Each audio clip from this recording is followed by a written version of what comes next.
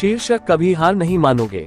बुद्ध के हजारों शिष्य थे। जब उनका कोई शिष्य बुद्धत्व को प्राप्त हो जाता वो उसे किसी एक दिशा में भेजकर वहां के लोगों को जागरूक करने और ज्ञान देने के लिए जाने की आज्ञा देते थे।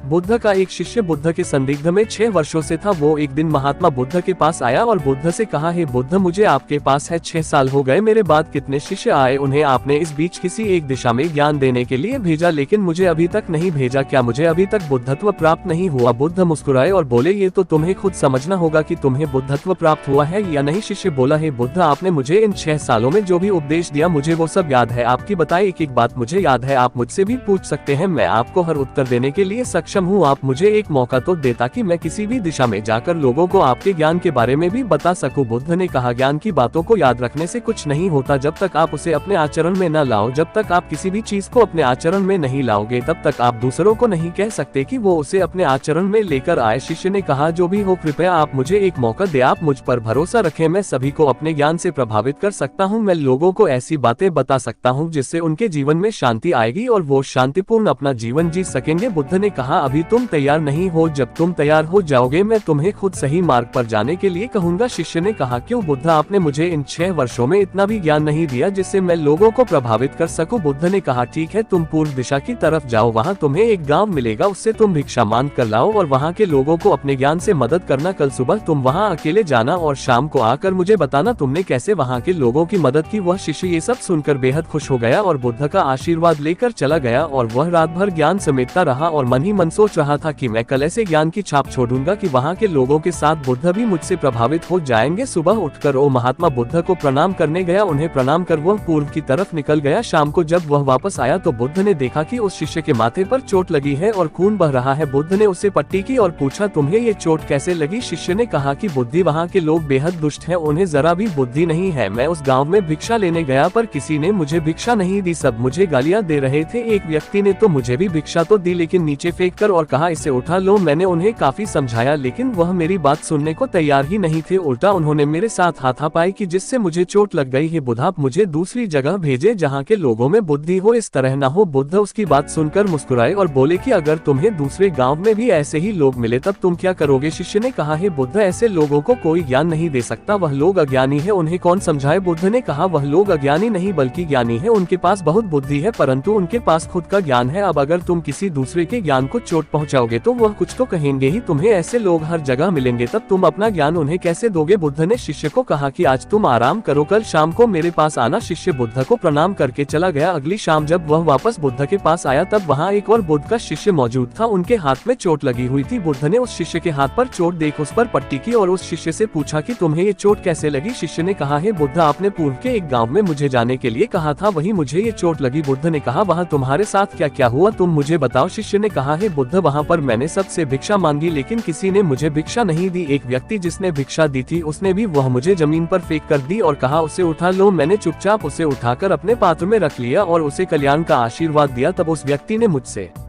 कहा, आप बड़े ही अजीब व्यक्ति हो, मैं आपका अपमान कर रहा हूं और आप मुझे आशीर्वाद दे रहे हैं। मैंने उनसे कहा कि आप धनी हैं, आपने मुझे दान दिया है इसलिए मैं आपको आशीर्वाद दे रहा हूं। फिर वहां से मैं आगे गया तो कुछ लोगों ने मुझे वहां से जाने के लिए कहा। उन्होंने मुझे कुछ अपशब्द कहे और मुझ पर कुछ पत्थर फेंके जिससे मुझे चोट लग गई। जब मैं वापस आ रहा था तब मैंने एक माँ को रोते हुए देखा, वह अपने बीमार बच्चे को लेकर चिंतित थी। मैं तुरंत जंगल से जाकर उसके लिए जड़ी बूटी ले आया लेकिन वहाँ के लोग मुझे जड़ी बूटी देने नहीं दे रहे थे। फिर मैंने उनसे विनती की कि वह मुझे उस बच्चे का इलाज करने दे, उसके बाद वो जैसा कहेंगे मैं ठीक वैसा ही करूंगा। फिर जिस व्यक्ति ने मुझे भिक्षा दी थी उसने गांव वालों को समझाया, तब उन्होंने मुझे उस बच्चे को जड़ी बूटी लगाने दी। उसके बाद वह बच्चा ठीक हो गया। फिर गांव वालों ने मुझसे अपने किए गए अभद्र व्यवहार के लिए क्षमा मांगी और मुझे धन्यवाद कहा। फिर मैं वहां से वापस आ गया है। बुद्ध, आपसे एक विनती है, उस गाँव के लोग बहुत भोले भाले और सीधे हैं, क्या मैं रोज उसी गाँव में जाकर भिक्षा मांग सकता हूँ? ये सभी बात वो पहला शिष्य भी सुन रहा था। उसने ये सुनते ही बुद्ध के चरणों में गिरकर कहा कि हे बुद्ध, मैं समझ गया हूँ कि अभी मैं उस लायक नहीं हुआ कि दूसरों को ज्ञान दे सकूं। बुद्ध ने कहा, हमें बाहर वैसे ही लोग दिखाई देते हैं जैसे हम भीतर से होते हैं। जब तक हम स्वयं को नहीं बदलते तब तक हम किसी को भी नहीं बदल सकते। खुद में परिवर्तन करना बेहद जरूरी है। कोई भी बात बताने से पहले उसे आचरण में लाना बेहद जरूरी है, क्योंकि आचरण में लाई हुई चीज को बताना समझाना बहुत आसान होता है और उसे लोग बेहद आसानी से अच्छे से समझ पाते हैं। दोस्तों, आपने क्या सीखा इस कहानी से कमेंट बॉक्स में जरूर बताएं।